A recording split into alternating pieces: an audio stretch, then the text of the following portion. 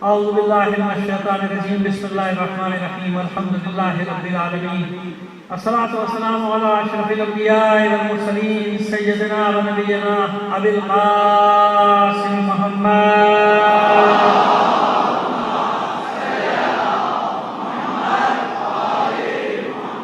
وآلہ الطیبین الطاہرین المعصومین ولعنۃ اللہ علی اعدائہم اجمعین من الآن الی قیام یوم الدین اما بعد فقد قال الله تعالى في كتابه المبين وهو أصدق القائلين وقوله الحق بسم الله الرحمن الرحيم وإذ قالت الملائكة يا مريم إن الله اصطفاك وطهرك واصطفاك على نساء العالمين صلوات بني محمد على محمد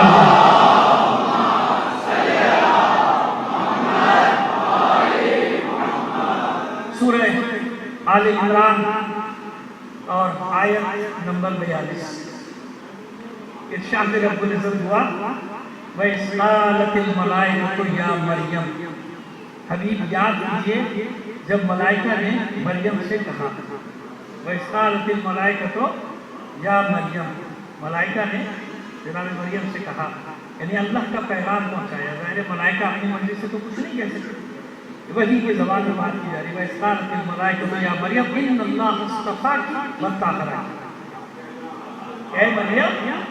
اے مریم اللہ نے آپ کا انتخاب بھی کر لیا اور آپ کو پاک و پاکیزہ قرار دیا إِنَّ اللَّهَ اصْطَفَاكِ وَطَهَّرَكِ اللہ نے آپ کو چن لیا اللہ نے آپ کا انتخاب کر لیا اور آپ کو پاک و پاکیزہ قرار دیا انتخاب کی تکرار بھی کیسا انتخاب کیا وَاسْتَفَاكِ عَلَى نِسَاءِ الْعَالَمِينَ ایسا انتخاب ہے جو اپنے اور لوگوں کو بھی انتخاب کے بہت ساری اس کے مکمل نظر کیا نہیں آپ کا جب ہم نے انتخاب کیا تو آپ کے زمانے کی عورتوں کی سردار بنا وَاسْتَفَاكِ عَلَى نِسَاءِ الْعَالَمِينَ ماجرا کیا ہے یہ انتخاب کا ذکر کیوں آیا یہ پاک و پاکیزہ قرار دینے کا ذکر آیا کیوں یہ ملائکہ کس لیے بھیجا گیا ایک ملک تھی وَإِذْ قَالَتِ الْمَلَائِكَةُ ملائکہ بھیجے گئے جماعت جائے ملائکہ کی جماعت جائے جا کے تسلی دے مریم کو مسئلہ ہے کیا ماجرا ہے کیا کہ پروردگار ارشاد فرماتا ہے ہم نے انتخاب کیا ہے ہم نے پاک و پاکیزہ قرار دیا مسئلہ صرف اتنا سا ہے کہ پورا معاشرہ اس پاک بیوی کے پیچھے پڑ گیا جناب مریم سلام اللہ علیہا پاک و پاکیزہ طاہرہ خاتون جناب مریم سلام اللہ علیہ معاشرہ کیوں پیچھے پڑ گیا آپ سوچیں نا تصور کیجئے کہ 14-15 سال کی بچی یا چلیے 16-17 سال اس کے اختلاف میں نہ پڑھیے لیکن ابھی عقد نہیں ہوگا ایک ایسی بچی جو انبیاء کے گھرانے کی ہو پیغمبروں کے گھرانے کی جو ایسی بچی جو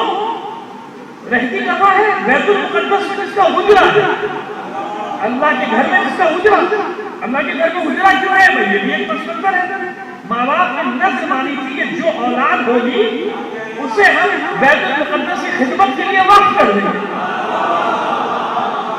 بھئی یہ نظر مانی جاتی ہے اس زمانے میں نظر ایسی مانی جاتی ہے پروردگار اتنے بیٹے دے گا 2 بیٹے دے گا تو پہلا بیٹا تیرے گھر کے لیے وقف خدمت کے لیے وقف تیرے گھر کے اب یہ دعا مانی تو جب نظر کرنی تو یقین تھا کہ بیٹا ہوگا نظر کی نا کہ جو بھی اولاد ہوگی اتنے گھر کی خدمت کے لیے وقف کر دی جائے گی تو یقین تھا کہ بیٹا ہوگا وہ تو جناب بیٹی کی ولادت آ گئی اب جب بیٹی کی ولادت ہو گئی اب حیران پریشان ماں باپ کو یہ کیا ہوا کیونکہ اس سے پہلے کبھی ایسا نہیں ہوا کہ کوئی خاتون کوئی بچی کوئی مونس خانے خدا کی خدمت کے لیے حاضر ہوا اب مجھے تو لگ رہا ہے کہ جیسے مقدمے سازی کی جا رہی ہے کسی خاتون کو اللہ کے گھر میں حجرہ بنا کر دے کے مقدمہ بنایا جا رہا ہے کہ اگر کسی نعرہ تکبیر نعرہ رسالت نعرہ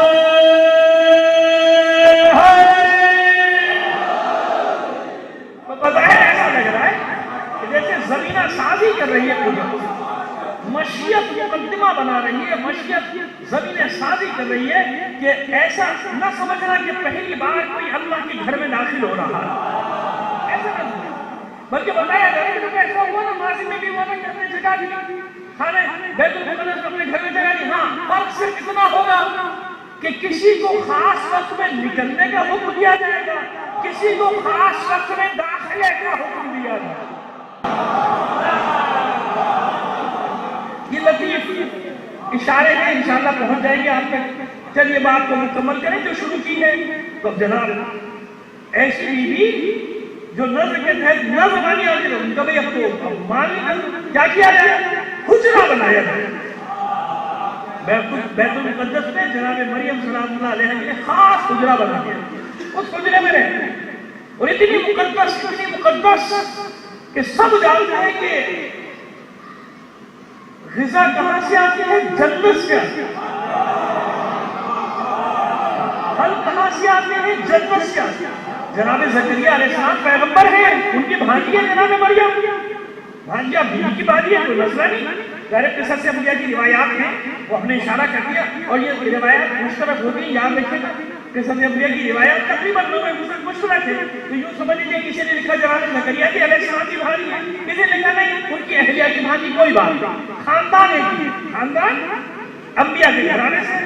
لہذا جناب زکریا علیہ السلام آ کے حیران ہو کر دیکھتے یہ پھل یہ میرے کہاں سے، ان کی خوشبو کیسی، اس کا ذائقہ کیسا، کہا میرے اللہ نے بھیجا۔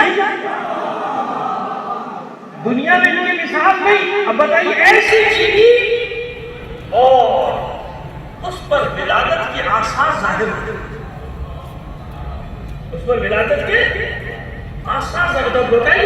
معاشرہ ویسے دشمن ہے، انبیاء کے دشمن ہے، انبیاء کے ساتھ دینے والوں کا دشمن ہے، لو جی موقع مل گیا پورا معاشرہ پیچھے اس بچے ہارون کی بہن، یا ہارون کی بہن سے بات جناب ہارون کی صحیح بہن نہیں، لیکن وہ جیسے کہا جاتا ہے ابن عم کہا جاتا ہے۔ اگر کوئی کہیں دور کیا ایک ہی برادری میں کسی دادا پر دادا کا بیٹا تو اس کے ایسے اختیار ہے ہارون کی بیٹی، یہ کیا ہوا؟ تم سے یہ توقع نہیں، جب جناب سب نے معاذ اللہ منتخب کرنا شروع کر دیا۔ اب خاتون پر ویسے کسی نے اٹھانے تو الگ بات، تو یہاں پہ جناب ایک مسئلہ کہ ظاہر ہے ولادت کے اثر ہے۔ اب وہ قسمیں کھا رہی ہیں کہ مجھے کسی نے چھوا بھی نہیں، کسی نے نہیں چھوا مجھے، لیکن نہیں صاحب معاشرہ پیچھے پڑا، یہاں تک کہ یہ بی بی دعا کرتی کہ معبود زمین پھٹ جائے اور اس میں سما جائے، کاش میں پیدا ہی نہ ہوں، مجھے دنیا ایسے بھلا دے کہ نصیب منشیہ جیسے میرا وجود ہی نہیں۔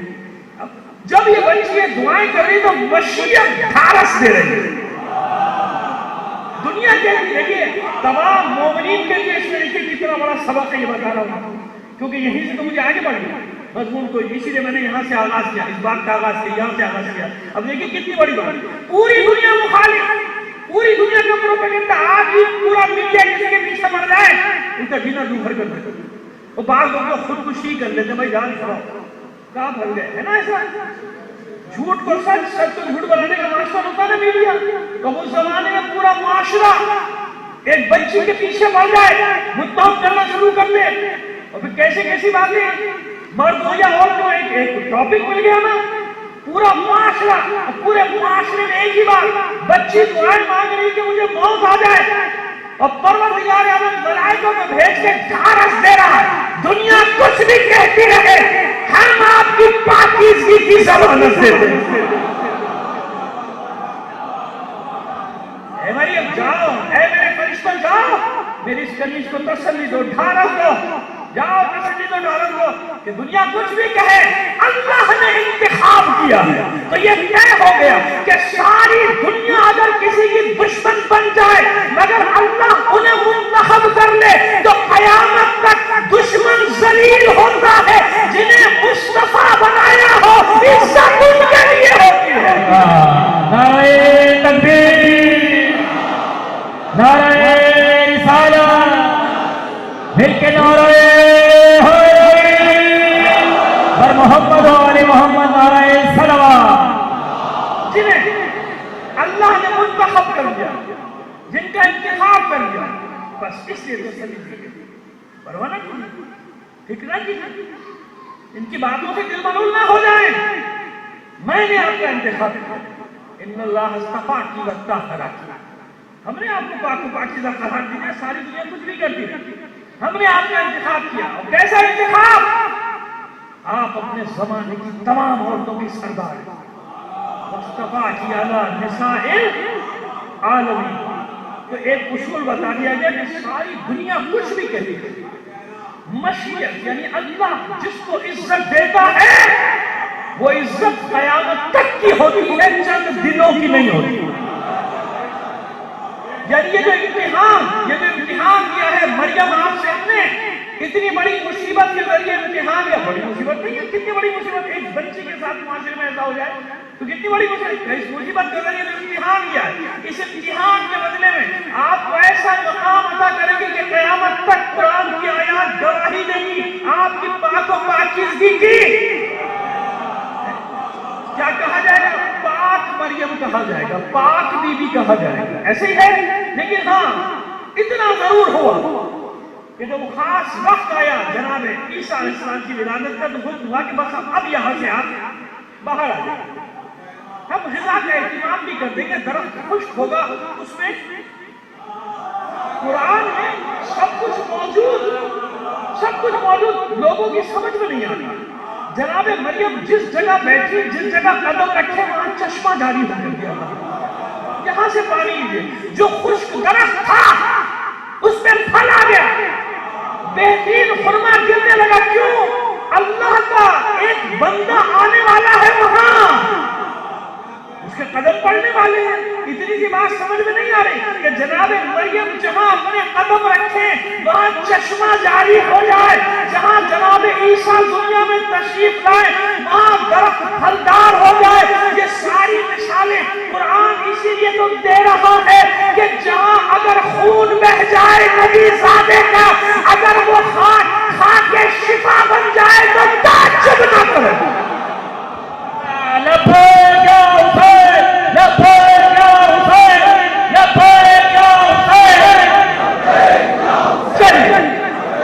अभी बात मुकम्मल नहीं, अभी कोई एडवांस कर सकता है कि जनाब ये कहाँ की मिसाल कहाँ लाके लगाई है ना, हो सकता है ना, कोई एहसास कर सकता है भाई ये क्या हुआ, कहाँ की मिसाल कहाँ लाके लगा दी। चलिए अभी आगे बढ़ते, अभी 5-6 मिनट में जो हमने कहा है अभी वाज़ेह हो जाएगा। अभी मैंने खुद कहा, अभी एतराज की गुंजाइश मौजूद है। कोई कह सकता है वो कहाँ की मिसाल है, आपने कहा लाके एकदम नारे लगवा दिए। नीवे में नारे वारे नहीं लगवा रहा, मैं अभी बताता हूँ मैं क्या कह रहा हूँ, अभी बता दूँ। अभी इतना तो समझ में आ गया, चलिए यहाँ तक तो रही है ना कि जहाँ जनाब मरियम सलामुल्लाह अलैहा बैठी वहाँ क्या हुआ, उनके कदमों की बरकत से चश्मा जारी हो गया। ये मादरे ईसा के कदमों की बरकत है कि चश्मा जारी हो जाए। अब आइए, ये मादरे ईसा के कदमों की बरकत, अब उस नाके के कदमों की बरकत देखिए जो सवारी बना पैगंबर खत्मी मर्तबा सल्लल्लाहु अलैहि वसल्लम। उस नाके के कदमों की तो बरकत देखिए ना कि पूरे मदीने में चलता रहा और पूरा मदीना इंतजार करता रहा, दुआएं करता रहा, यहाँ ठहरे, यहाँ ठहरे, और जहाँ ठहरा कयामत तक के लिए रसूल का वो सहाबी, यह नाके के कदमों की बरकत में जहां ठहरा जनाब अबू अय्यूब अंसारी रज़ी अल्लाह तआला अन्हु, सल्लल्लाहु अलैहि मोहम्मद आले मोहम्मद पर।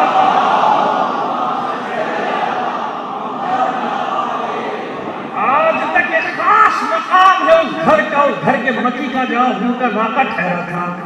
तो जहां नाका ठहरे, जहां नाके के कदम ठहरे, तो इतनी मुबारक जमीन करार पाए कि कयामत तक के लिए अबू अय्यूब अंसारी को जो मनसब मिल गया किसी दूसरे को न मिल सका।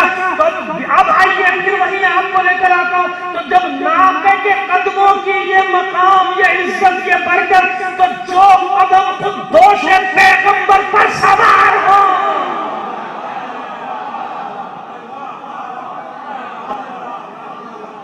जो शहजादे जिनके नाले, जिनके कदम मुबारक दोष खत्मी मर्तबत की जीनत और समझ में आया दुनिया को कि उन शहजादों का मकाम क्या है। अगर वो पहले वाली बात समझ में नहीं आई तो ये तो समझ में आ गई, इतनी बात तो समझ में आ गई, और भी आगे बढ़कर समझा देंगे। सलवात भेजिए मोहम्मद आले मोहम्मद पर। ऐसे ही है, ये मकाम है जनाब मरियम का। मत घबराएं, दिल में रोना हो, हम जाने ہم نے آپ کو پاک و پاکیزہ کرا دیا، چاہے ساری ایک اصول بتا دیا کہ اگر اللہ کی راہ میں مصیبتیں اٹھائی جائیں تو اللہ اس خرابی کو، توہین کو، اب میں دوسرا لفظ نہیں استعمال کر سکتا معصومہ کے لیے، تو توہین کو اللہ اسی کو عزت میں بدل دے. تو قیامت تک کے لیے ان پر انگلی اٹھانے والے ذلیل ہو گئے اور وہ باعزت قرار پائے. قرآن مجید میں پورا ایک سورہ، سورہ مریم، اور ویسے تو سورہ مائدہ، سورہ آل عمران، جگہ جگہ ذکر آ گیا. صلوات دیجیے محمد آل محمد پر. ہم نے انتخاب کیا. اب آئیے، یہ جناب مریم سلام اللہ علیہ کا مقام، ٹھیک ہے. اب آئیے ایک اور جگہ تشریف لے آئیے. روایات کے چلے جاتے ہیں اور ظاہر کے جو روایت ہم یہاں سے پیش کریں گے، یعنی ظاہر کے ساتھ دنیا میں جائیں گے تو ہمیں بھی معلوم کہ روایت ایسی ہونی چاہیے کہ کسی پہ کوئی انگلی، اس روایت پہ کوئی انگلی نہ ہوتا ہے، کوئی آنچ نہ کہیں سے بھی. لہذا ہم نے بھی روایت کا انتخاب کہاں سے کیا؟ صحیح مسلم، حجاج مسلم ابن حجاج نیشابوری رحمۃ اللہ علیہ. ایک عالم نے اتنا بڑا کام کیا ہے، ہزاروں احادیث لاکھوں میں سے نکالی ہے، کسی چند ہزار، 7 یا 7.5 ہزار، کچھ اوپر نیچے ہو جائے تو بھائی معاف کرتے ہیں اتنے ہی، ٹھیک ہے. تو اب یہ اتنی احادیث جمع کرنے والا انسان اور اس کو پوری زندگی صرف کر کے یہ حدیثیں جمع کی، جن کو کہا جاتا ہے صحیح، ہے نا. 6 صحیح ہیں، سیاست پیسے لکھا دیتے ہیں، ان میں حدیث. اور باب، اب میں دیکھیے صفحہ نمبر یہ سب بتاؤں تو یہ فضول ہے، اس لیے کہ ماشاءاللہ صحیح مسلم کے اتنے نسخے آ چکے ہیں، ہزاروں کے حساب سے نسخے اور سینکڑوں کے حساب سے اس کی جلدیں. کوئی کسی نے 3 جلدوں میں چھاپا، کسی نے 4 میں، کسی نے 6 میں. میرے پاس وہ 6 جلدیں، پھر جنہوں نے شرح لکھی تو اور بڑھ گئی، 20 جلدوں میں شرح چلی گئی، 30 جلدوں میں شرح چلی گئی. اچھا پھر کوئی یہاں چھپی ترجمے کے ساتھ چھپی، کوئی عراق میں چھپی، کوئی وہاں چھپی، دمشق میں چھپی، کوئی بیروت میں چھپی، کوئی مکے میں چھپی، کوئی مدینے میں چھپی. صفحہ نمبر کہاں سے لاؤ گے بھائی؟ لہذا بس اشارہ کر دیا. وہ جو آخری باب ہے فضائل صحابہ اور فضائل اہل بیت کا، فضائل اہل بیت بڑی احتیاط سے لکھے، فضائل اہل بیت بڑی احتیاط سے لکھے گئے. 2-3 حدیثوں سے کوئی آگے نہیں بڑھا، لیکن ہے وہ 2-3 بھی کافی ہیں، جو آ گئی وہ بھی کافی ہے حجت قائم کرنے کے لیے. اب سنیے حدیث صحیح مسلم میں جب فضائل اہل بیت میں جائیں گے تو فضائل فاطمہ بنت محمد معصومہ کونین کی شخصیت. تو میں نے عرض کر دیا کہ تمام کتابیں ملا کے 2-3 سے زیادہ روایتیں نہیں ملیں گی، اور سب جمع کرنے میں ایک انہوں نے لکھی، 2 انہوں نے لکھی، 3 انہوں نے لکھی، تو بمشکل 8 یا 10 حدیثیں جمع ہوتی. یہ بھی کہہ رہا ہوں بمشکل، ممکن ہے کہ سب کا مفہوم اکٹھا گیا ہے اور 3-4 سے زیادہ نہیں بنتی، لیکن خیر مہربانی، شکریہ، اتنی حدیثیں تو آ گئی. صلوات بھیجیے محمد آل محمد پر.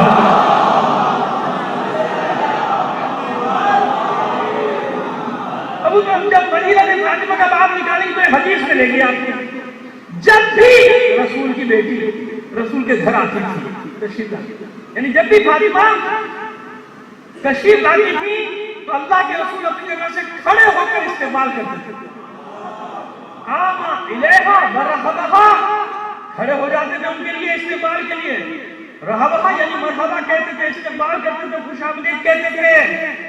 اور کیا کرتے تھے؟ اجلسہ فی مکانہ، اپنی جگہ پہ اپنی بیٹی کو بٹھا دیتے تھے. رسول جس جگہ بیٹھتے تھے اسے کیا کہا جاتا ہے؟ مسند رسالت. کیا کہا جاتا ہے؟ مسند رسالت. یہی تو بتانا چاہ رہا ہوں. جناب مریم سلام اللہ علیہ کا ذکر میں نے کیوں کیا؟ تمام عالم اسلام کے لیے 1-2 تحفے دینا چاہتا ہوں اس مجلس کے ذریعے سے. صلوات بھیجیے محمد آل محمد پر. بتانا چاہتا ہوں دختر رسول کیا ہے، بتانا چاہتا ہوں. بس اپنی جگہ ہمیں مسند رسالت میں بٹھا دیتے تھے، استقبال کرتے تھے. یہی کہہ رہا ہوں نا میں جملے، ان جملوں کو دیکھتے رہیے گا، سنتے رہیے گا. استقبال کرتے تھے، مرحبا کہتے تھے، بٹھا دیتے تھے. کچھ عیسیٰ کے ساتھ ہے، یعنی جب بھی، یعنی ایک بار کا واقعہ نہیں ہے،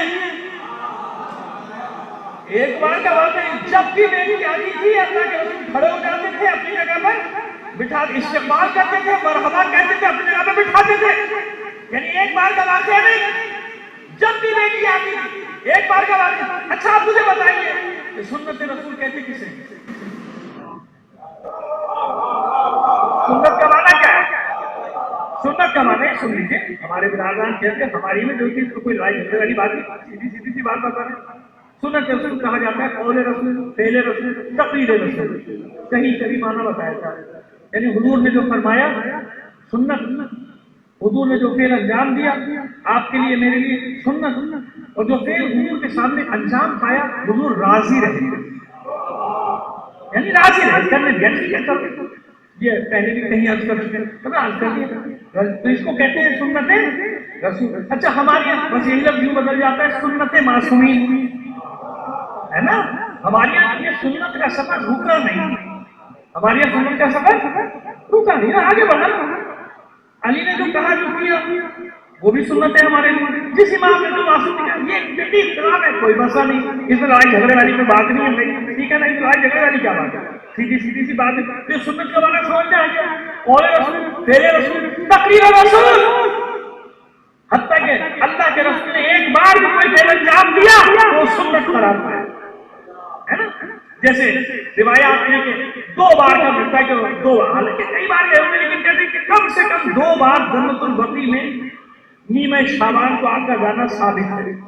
ہمارے برادران کی روایات میں پروردگار سب کی توفیقات میں اضافہ فرمائے. لیکن انہوں نے لکھا، انہوں نے فرمایا کہ یہ شب برات میں نیمہ شعبان کو جانا ثابت ہے. کوئی کہتا ہے 1 بار ثابت ہے، کوئی کہتا ہے 2 بار. بڑی لمبی روایات ہے، سب جانتے ہیں. حوالہ دینے کا کوئی فائدہ وہ نہیں ہے کہ وقت آپ کروں، لیکن معلوم ہے سب اس لیے سنت قرار پائے. اس لیے نیمہ شعبان کو ہمارے برادران جاتے ہیں قبرستان میں. دیکھیے قبرستان میں جانے کا مسئلہ نہیں، اگر کوئی الٹی سیدھی حرکتیں کر رہا ہے تو وہ غلط. سمجھ جیسے آپ ابھی چھوڑیے، اب آج کی بات ہم کیا کریں، پھر مسئلہ کہیں سے کہیں نکل جائے گا. لیکن بس سمجھ میں آ گئی نا بات کہ اگر کوئی غلط حرکتیں کر رہا ہے اس کا پٹاخے پھوڑتا ہے، یہ سب کرتا ہے تو وہ غلط ہے نا. خود عمل تو غلط نہیں جا رہا ہے کہ سنت رسول ہے. وہ فرما بیوی میں بیٹھ کے ہمارے برادران نے کہا کہ سنت رسول ہے نا. اب سوال یہی ہے کہ ہر فعل سنت رسول قرار پائے تو آپ نے انجام دیا، چاہے 1 بار انجام دیا، چاہے 2 بار انجام دیا. اب کوئی مجھے بتائے اللہ کے رسول اپنی بیٹی کے استقبال میں کھڑے ہوتے رہے، اپنی جگہ بٹھاتے رہے، کیا یہ فعل سنت رسول قرار پایا؟ اگر سنت رسول قرار پاتا تو سارے مسلمان اس فعل کو انجام دیتے، ہر شخص اپنی بیٹی کے استقبال کے لیے کھڑا ہوتا. لیکن نہیں، خود حضور کے زمانے میں بھی کوئی اپنی بیٹی کے استقبال کے لیے کھڑا نہیں ہوا. صلوات دیجیے محمد آل محمد پر. کوئی گواہ نہیں ہوا، کوئی گواہ نہیں ہوا. کہیں کیوں سنت رسول نے کیوں نہیں بھائی؟ جب اللہ کے رسول نے فعل انجام دیا تو آپ بھی اپنی بیٹی کے لیے کھڑے ہو گئے نا. نہیں، کوئی نہیں. کیوں سنت رسول سب جانتے ہیں، سنت رسول نہیں. کیوں؟ اگر بیٹی کی حیثیت سے استقبال ہوتا تو سنت قرار تھا. سمجھیے میری بات، سمجھیے. اگر بیٹی کی حیثیت سے اللہ کے رسول اپنی بیٹی کا استقبال کرتے، اپنی جگہ پہ بٹھاتے ہیں مسجد رسالت پہ، تو پھر سنت رسول قرار ہوتا ہے کہ ہاں بھائی اللہ کے رسول اپنی بیٹی کے احترام میں کھڑے بھی ہوتے تھے، اپنی بیٹی کو اپنی جگہ پہ بٹھا کے پھر سنت ہے. سب کرو ایسا. جس کو اپنی بیٹی کو عزت نہیں کھڑے گا، کوئی چیزیں نہیں کیا، نہ اس وقت کیا، نہ آج کیا، نہ کبھی کرے گا، کبھی بھی نہیں. محبت اپنی جگہ، لیکن یہ نہیں ہو سکتا باپ باپ ہوگا، باپ باپ ہے، باپ کو مقام. یہ نہیں ہو سکتا کہ اولاد کے استقبال کے لیے کھڑا ہوگا، اولاد کے احترام. نہیں، اولاد کو باپ کا احترام ہے. تو معلوم ہو گیا کہ سنت نہیں ہے. بس یہ احترام کس چیز کا احترام ہے؟ اب پھر وہی روایت جو صحیح میں موجود ہے، فاطمہ تو بضعۃ منی، فاطمہ میرا جز ہے، فاطمہ میرا ٹکڑا ہے. کیا مطلب جز؟ یاد رکھو رسول ہر عالم میں رسول ہے نا. رسالت ہے بھائی. یہاں پہ ہو تو رسول، معراج پہ جائے رسول، جاگ رہا ہو تو رسول، سو رہا ہو تو رسول، میدان میں ہو تو رسول. یہی تو ہم نے اور ہمارے برادران میں عقیدے میں اتفاق ہے کہ رسول ہر صورت میں رسول ہے. اور جب کچھ بھی نہ تھا، جب بھی رسول تھا. تو اب جب اپنی بیٹی کے لیے کہا فاطمہ تو منی، تو فاطمہ کیا ہوئی؟ فاطمہ میرا جز، میرا ٹکڑا، میرا حصہ. کیا مطلب؟ میں رسول ہوں. فاطمہ جزو رسالت ہے.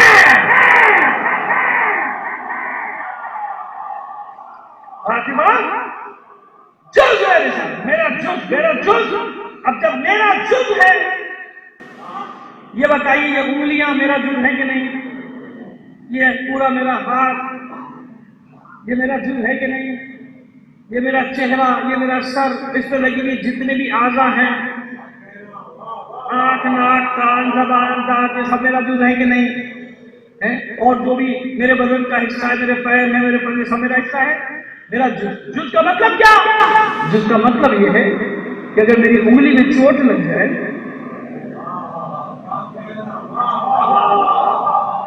آپ چلا رہے تبھی میں اٹھوں گا بھائی کیا ہو گیا؟ انگلی میں چوٹ لگی. ابھی انگلی میں چوٹ لگی تو چلا کیوں ہے؟ بھائی انگلی میں چوٹ لگی ہے نا، منہ میں تو نہیں لگی، پورے بدن میں تو نہیں لگی، پورا بدن تڑپ رہا. جز کا مطلب سمجھ آئے گا کیا؟ ایک انگلی میں، ناخن میں بھی چوٹ لگے تو پورا جسم تکلیف کو محسوس کرے گا کہ نہیں؟ اس لیے اللہ کے رسول نے کہا فاطمہ تو بضعۃ منی، فاطمہ میرا جز، میرا حصہ، میرا ٹکڑا ہے. یعنی جس نے بھی اسے اذیت دی،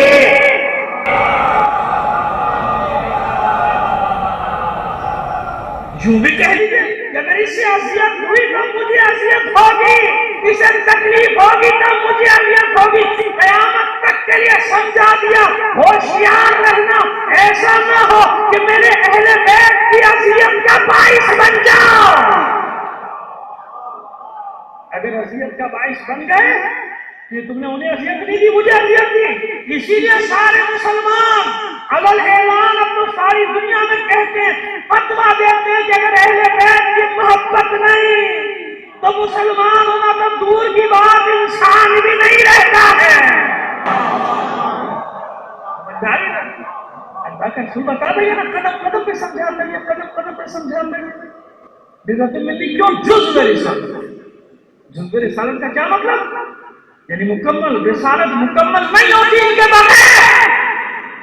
یہ ہے تو کیوں؟ جب آنے والے زمانے میں دین پر وقت پڑے گا تو کیا ہوگا؟ یوں سمجھ لیجیے بات کو. جب آنے والے زمانے میں دین پر وقت پڑے گا تو کیا ہوگا؟ کون قربانیاں دے گا؟ سارا عالم اسلام جانتا ہے. ہم نے کوئی ایسی بات نہیں کی جس میں اختلاف ہو. ہم نے وہ باتیں کی، وہ روایت پیش کی جس میں سب کا اتفاق ہے. فاطمہ بضعۃ منی من اذاہا فقد اذانی، جس نے اسے اذیت دی اس نے مجھے اذیت دی. اب فاطمہ کی اولاد پہ وقت آئے گا تو فاطمہ کو اذیت ہے کہ نہیں؟ علی کے سر سے ضربت لگی، فاطمہ کو اذیت ہے کہ نہیں؟ حسن کے جگر کے ٹکڑے گریں گے کٹ کٹ کے، فاطمہ کو اذیت ہے کہ نہیں؟ حسین کی لاش کو پامال کیا جائے گا، فاطمہ کو اذیت ہے؟ سمجھ میں آ رہی ہے بات؟ یہ سمجھانا چاہتے ہیں دنیا کو، جہاں سے یہ پیغام بتانا چاہتے ہیں. اس لیے محمد عربی کی بیٹی اولین و آخرین کی خواتین کی سردار ہے. جناب مریم اپنے زمانے کی سردار، اور دختر رسول جیسے اللہ کا رسول تمام انبیاء کا سردار، رحمت للعالمین، عالمین کا سردار. بس بالکل جو جزو رسالت ہے اس کی بیٹی، جب اس کے لیے کہہ دیا تو پھر وہ سارے عالمین کی عورتوں کی سردار، اولین و آخرین. اور ہر پڑھا لکھا آدمی اس بات کو سمجھتا ہے، جس نے تھوڑا سا بھی پڑھا ہوگا وہ سمجھتا ہے اور دلیلیں بھی دیتا ہے. ایسے ہی تو دلیلیں نہیں کہ علامہ اقبال نے کہ مریم یک نسبت عیسیٰ عزیز اسے نسبت حضرت زہرا. جناب مریم اپنے زمانے کی عورتوں کی سردار قرار پائی ایک نسبت کی وجہ سے. وہ نسبت کیا ہے؟ مادر عیسیٰ. وہ ایک نسبت کیا ہے؟ مادر عیسیٰ علیہ السلام. اور 3 نسبتیں زہرا کے ساتھ. 3 نسبتیں تو دیکھیے. پہلی نسبت رسول کی بیٹی. کس کی بیٹی؟ دوسری نسبت بان ہوئے تاجدار حلق، اس کا جو ہمسر ہے، اس کا جو شوہر ہے، اس کے سر پہ ہلاکا کا تاج ہے۔ دوسری نسبت علی کی ہمسر، تیسری نسبت حسنین کی ماں زینب۔ ایسے ہی ہے نا، اسی لیے مباہلے میں فاتح مباہلہ کہا جاتا ہے معصوم کونین کو۔ باقی معرکوں میں سب تھے، لیکن اس معرکے میں جو نئی ہستی گئی تھی اللہ کے رسول کے ساتھ، اس نئی ہستی کا نام تھا فاطمہ۔ فاطمہ کسی میدان جنگ نہیں، مباہلے میں ملی نا فقط، یہ ہے مقام فاطمہ، اصل نسبت حضرت زہرا۔ اور مجھے نہیں سمجھ میں آتی ہے بات کہ کیوں نہیں سمجھتے بعض لوگ اتنی سی بات کو؟ وہ کون سی منزل ہے، کون سا مقام ہے جہاں پہنچ کے علامہ اقبال کو کہنا پڑا کہ رشتہ آئین حق زنجیر پاس فرمانے جناب مصطفیٰ، ورنہ گردے تربتش گردی زمین سجدے ہاور خان کے وہ پاشی بنی۔ یہ کون سی چیز؟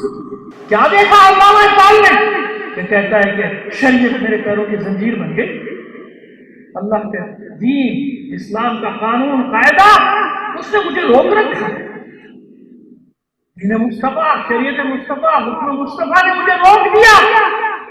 ورنہ کتنا جانتا ہے اقبال مادر حسین تو کتنا جانتا ہے کہ کہتا ہے کہ ورنہ میں کیا کرتا، قبر فاطمہ کا طواف کرتا رہتا اور سجدے برساتا رہتا۔ ہے کسی کی ہمت لگا دے فتویٰ، علامہ اقبال پہ فتویٰ لگاؤ، ہے کسی کی ہمت؟ یہ ہے مقام فاطمہ۔ اب بھی چند اگر نادان دوست نہیں سمجھتے تو بھائی ان کی مرضی، لڑائی جھگڑے کی ضرورت پھر بھی نہیں ہے۔ ہمارا کام ہے پیغام پہنچانا، لوگوں تک پیغام پہنچا دیں، پیغام پہنچے کہ مقام فاطمہ سمجھو، باقی باتیں خود سمجھ میں آ جائیں گی۔ اس لیے منصب دیا اللہ نے کہ کوئی ماں اس بات پہ راضی نہیں ہوگی، اور وہ بھی اس پر جب اسے پہلے سے معلوم ہو جائے کہ میرے بچوں کے ساتھ کیا کیا جائے۔ تاریخیں گواہ ہے نا تاریخیں کہ اللہ کے رسول نے پہلے ہی بتا دیا۔ ایک تھوڑی نہ معلوم کتنے صحابہ کا ذکر ہے، جناب عبداللہ ابن عباس، جناب فضل ابن عباس رضی اللہ عنہم، اب ان کا جناب جابر ابن عبداللہ انصاری، کتنے صحابہ ہیں سنت۔ تو پھر سب سے بڑھ کر ام المومنین جناب ام سلمہ سلام اللہ علیہ، جن کو کربلا کی خاک دے کر گئے تھے اللہ کے رسول۔ یاد ہے نا کوشش ہر جگہ ذکر سنتا ہے تو معلوم تھا نا۔ مجھے بتائیے کون ایسی ماں ہے جسے پہلے سے یہ معلوم ہو جائے وہ دعا نہیں کرے گی اللہ کی بارگاہ میں کہ معبود میرے بچوں کو بچا دے؟ کہیں ہے ایسا؟ نہیں، فاطمہ نے کبھی دعا نہیں، کیوں؟ جان کہ میرے نامے کی شریعت اللہ کا دین محفوظ نہیں رہے گا جب تک کہ میرا بیٹا حسین قربانی نہیں دے گا،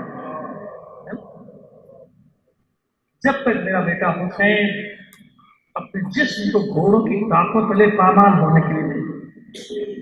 یہ ہے وہ نسبتیں جن سب کی بازگشت ہے حسین کی طرف، جن سب کی بازگشت ہے فاطمہ زہرا کی طرف، جن سب کی بازگشت ہے پیغمبر ختمی مرتبہ کی طرف۔ یہ ہے وہ حسین جس کو کہتے ہیں حسین زہرا، یہ ہے وہ حسین زہرا۔ ان دونوں ماں نے اور بیٹے نے قبول کیا اس امتحان کو۔ یہ الگ بات کہ حسین نے مدینہ چھوڑا ہوگا، ماں نے مزار چھوڑ دیا ہوگا۔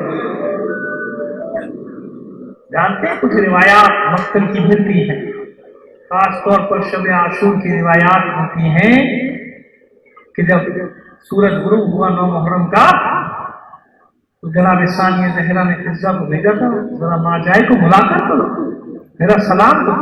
جب حسین خیمے میں آئے تو بہن نے اپنے بھائی سے کہا بھیا سر شام سے پشت خیمہ سے کسی بیوی کے رونے کی آواز آتی، کوئی بیوی ایسے ہوتی ہے جیسے اس کا جوان ذبح کر دیا۔ حسین اشک بھری آنکھوں کے ساتھ کہتا بہن پہچانا نہیں، یہ کوئی اور نہیں ہماری ماں فاطمہ زہرا۔ یہ روایات ہے، مقاتل میں روایات کا ذکر ملتا ہے۔ صبح ہوئی، عاشور کا دن آیا اور میدان जंग लाशों के पट गए। एक एक हुसैन के नासिर ने तारीफ रकम की, कयामत तक के लिए अपना नाम सब किया, इज्जतदारों की फहरिस्त। हालांकि उन्हें यह समझ के कत्ल किया गया था कि हमने इनकी तौहीन करी, लेकिन मशीयत बता रही है कि जिसे हम इज्जत देते हैं कयामत तक सारी दुनिया मिलकर भी चाहे तो उससे इज्जत छीन नहीं सकती, इज्जत छीन नहीं सकती। जिनमें से एक एक नासिर हुसैनी दाद शजात देता रहा, यहाँ तक कि एक वो वक्त आया जब हुसैन अपने एक एक नासिर को आवाज दे रहा, मेरे शेरों कहाँ हो, तुम्हारा मौला हुसैन तुम्हें पुकार रहा।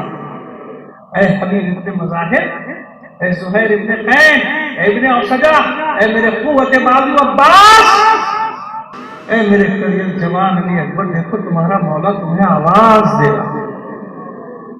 बाईद नहीं है कि कटे हुए लाशें कांप उठी साहिल पर और गंज शहीदा में आवाजें आती हो, मौला क्या करे, मौत पे मजबूर कर दिया, फिर जिंदगी दिलवा दे, फिर तुझ पर कुर्बान कर दिया।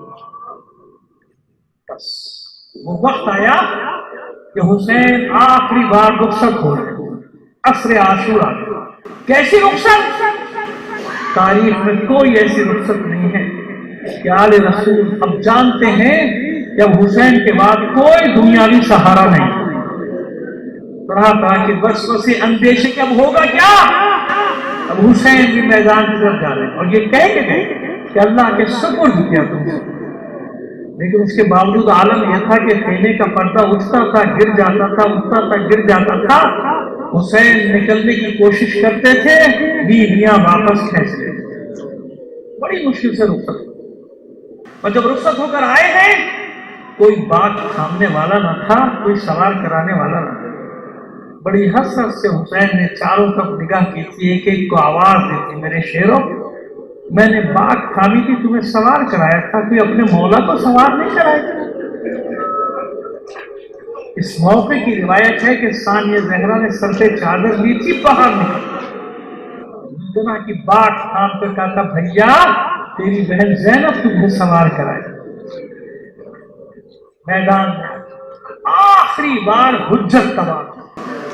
बताओ मेरे खून के प्यासे हो, मेरे कत्ल के दरपे हो, ये बताओ रोए जमीन पर मेरे सिवा कोई अल्लाह के रसूल का बेटा है, अल्लाह के रसूल का नवासा है? मेरे सर पे अमामा तुम्हारे रसूल का है, ये मेरे दोष पर अबा तुम्हारे रसूल की, ये मेरी कमर में साफा तुम्हारे रसूल का है।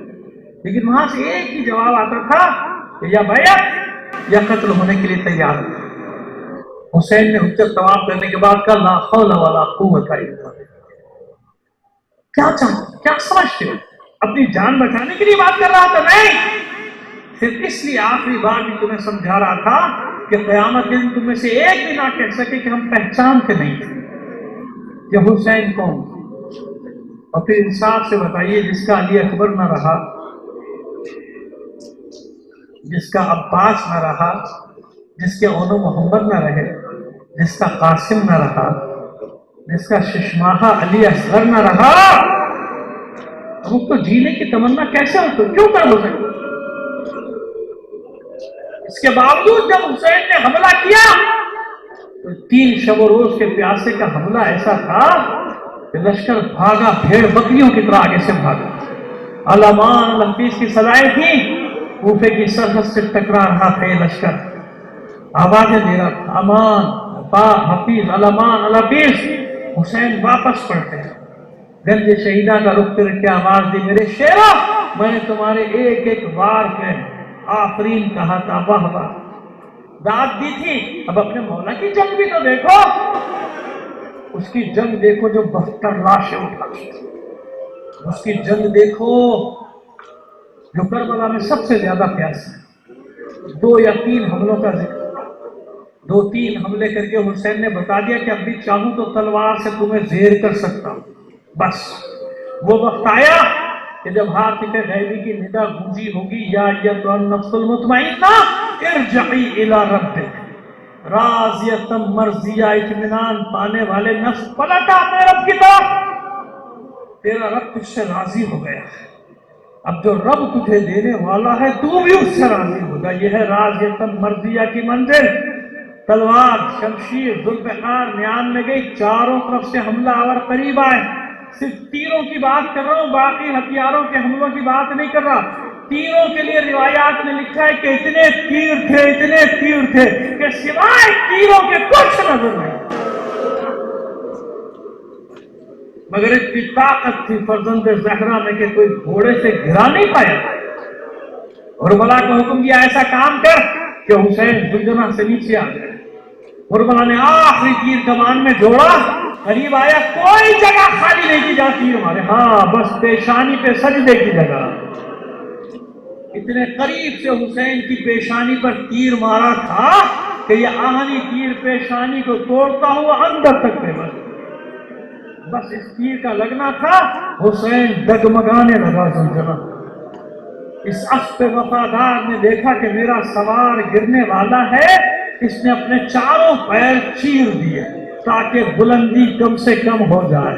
हुसैन इस तरह से जमीन पर आए कि तीरों पर मोल रखा जिसमें अथर। मैं कहता हूं नहीं, अगर तीर न भी होते तो जिसमें अथर जमीन से नहीं लग सकता था। क्यों? जब हुसैन जुलजना से नीचे आ रहे थे, कोई बीबी गोद फैलाए, आ मेरे हुसैन आ, तुझे आज ही के दिन के लिए चक्कियां पीस पीस कर पाला। इधर हुसैन जुलजना से नीचे आए, उधर शिम्र खंजर लेकर आगे बढ़ा। सुर्खो सियाह आंधियां चलना शुरू हुई, शादियाने बजना शुरू हुए। कोई आवाज गूंज रही है, अल्लाह कद क़ुतिल हुसैन में करबला, अल्लाह कद ज़ुबिहल हुसैन में करबला। बीवियां परेशान, हैरान। ज़ैनब बार बार खेमे से निकलती है, एक टीले पर चलती है, कहीं कुछ नहीं नजर आता सिवाय गर्दो गुबार के। दौड़ी दौड़ी वापस आई, सैयद सज्जाद का शाना हिलाया, बेटा उठो कयामत हो गई। ये कैसी आवाजें हैं? सैयद सज्जाद ने गश से आंखें खोली, कहा जरा खेमे का पर्दा तो हटवाएं। फिज़्ज़ा ने खेमे का पर्दा उठाया, जो ही बाहर निगाह पड़ी, सैयद सज्जाद खड़े हुए कहते हुए अस्सलामु अलैका या अबा अब्दुल्लाह।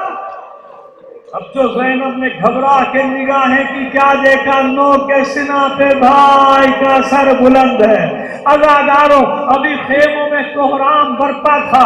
जुलजना बाग टूटी हुई, तीरों से छलनी, ज़ैन ढलकी हुई, दो आ रहा है खेमागाह की तरफ, सर पटक पटक कर चिल्ला रहा है। बीवियां बाहर निकली, जुलजना को हल्के में लेके मातम करना शुरू किया। एक छोटी सी बच्ची आगे बढ़ी, जुलजना के मुंह पे मुंह रख के कहती है, ऐ बाबा के जुलजना, बस इतना बता दे, जब शिम्र का खंजर मेरे बाबा के गले पर चल रहा था, किसी मलून ने 2 बूंद पानी के लिए मेरे बाबा के गले में डाले थे या नहीं? अज़ादारों, समेटा बीवियों बच्चों को, ज़ैनब खेमे में आई। अभी तो पूरी तरह रोई भी नहीं थी अपने भाई को कि घोड़ों की टापों की आवाजें आना। यह है शान गरीबा का आगाज। बस अब करबला में शान गरीबा शुरू होने जा रही है। घोड़ों की टापों की आवाजें आना शुरू हुई। बीवियां बच्चे सिमट सिमट कर ज़ैनब के खेमे में आ गए। एक बार हमला आवर आए, उधर से दाखिल हुए, इधर से निकल गए, खेमों को रोकते हुए फिर वापस गए। 3-4 बार खेमों को रोका, उसके बाद उतरे अपने सवारियों से खेमों में दाखिल हुए। अहले हरम का माल और असबाब लूटना, लूटमार शुरू हुई। जो खेमा लूटते जाते थे उसे आग लगाते जाते थे। एक खेमा जलता था, बीवियां दूसरे खेमे में, दूसरा खेमा जलता था, बीवियां तीसरे खेमे में। मगर रावी कहते हैं, जिन्होंने मक्तल का आंखों देखा हाल लिखा, कि एक बीवी जब निकलती थी जलते हुए खेमे से, पुष्ट पर कुछ लादे हुए होते। हम ये समझे कोई बहुत कीमती सामान है, लूटने के इरादे से आगे बढ़े तो क्या देखा? एक बीमार और लागर जवान, जिसे वो बीवी अपने पुष्प पे लादे हुए हर जलते हुए खेमे से निकलती کرتی ہے. سمجھ میں آئی؟ یہ حسین کی بہن زینب اور امامت کو جلتے ہوئے خیموں سے بچا رہے. یہ ہے وہ وعدہ جو اپنے بھائی حسین سے کیا ہے. جب آخری خیمہ باقی بچا، شانہ ہلایا، بیمار کا بیٹا اٹھو، یہ آخری خیمہ بچا ہے، وقت کے امام ہو، بتاؤ زینب کیا کرے؟ جل کر جان دے دے یا خیمے سے باہر نکل جائے؟ سیدھے سجاد نے اتنا کہا پھوپھی اماں باہر نکلنا ہوگا، لیکن میرا دل کہتا ہے شاید یہ بھی کہا ہو اے پھوپھی اماں صرف باہر نہیں نکلنا، ابھی سر سے چادر بھی چھینی جائے گا. صرف باہر نہیں نکلنا، ابھی خیموں کو آگ لگانے کے بعد، سر سے چادر چھیننے کے بعد تازیانوں سے وار کیے جائیں گے. صرف تازیانے نہیں مارے جائیں گے، بازوؤں میں رسل بھی باندھی جائے گی. صرف بازوؤں میں رسل نہیں باندھی جائے گی بلکہ بازاروں میں کشا کشا پھرایا جائے گا. بس عزادارو، یہ آخری خیمہ بھی جل گیا. اب بیویاں بچے بکھر گئے کربلا کے میدان، بکھر گئے. ایک بچی دوڑ رہی ہے، دامن میں آگ لگی ہوئی، کانوں سے لہو بہتا ہوا. سمجھ گئے نا آپ؟ یہ حسین کے سینے پہ سونے والی سکینہ، جس کے گر چھیننے کے لیے، جس کے گوشوارے چھیننے کے لیے شمر ملعون نے اس بچی کو تمانچوں سے مارا، اس بچی کو تمانچوں سے مارا تھا. اس کا لہو بہ رہا، دامن میں آگ لگی ہوئی. حمید بن مسلم اس فوج کا راوی ہے، کہتا ہے کہ میں نے اس بچی کو دیکھا دوڑ رہی ہے، قتلگاہ کی طرف دوڑ رہی ہے، دامن میں آگ لگی ہوئی. میں آگے بڑھا تاکہ اس بچی کے دامن کی آگ بجھا دوں. وہ بچی پیچھے ہٹ گئی اور مجھ سے کہتی ہے خبردار، وہ عربی آگے مت بڑھنا، میں سیدانی ہوں، میں رسول زادی ہوں، آگے نہ بڑھنا. میں رک گیا. میں نے اس 4-5 سال کی بچی سے کہا بیوی میں کوئی ظلم کرنے کے لیے آگے نہیں بڑھا، میں صرف اس لیے آگے آنا چاہتا ہوں تاکہ آپ کے دامن میں جو آگ لگی ہے اسے بجھا دیا جائے. بس وہ بچی کے لیے سن عربی، اگر کوئی احسان کرنا چاہتا ہے تو بس اتنا بتا دے نجف کا راستہ کیا، بس اتنا بتا دے کہ نجف کس طرف ہے. حمید بن مسلم کہتا ہے میں نے حیرانگی سے پوچھا نجف میں تیرا کون ہے؟ نجف جا کے کیا کریں گی؟ کیا تجھے نہیں معلوم میرا دادا ہے میرے کرام، میرا مشکل کشا دادا ہے، اپنے دادا کے پاس جا کے شکایت کروں گی. اے مشکل کشا دادا، دیکھ تیرے بچوں کے ساتھ کربلا کے میدان میں لعنت اللہ علی القوم الظالمین وسيعلم الذين ظلموا أيام منقلب ينقلب.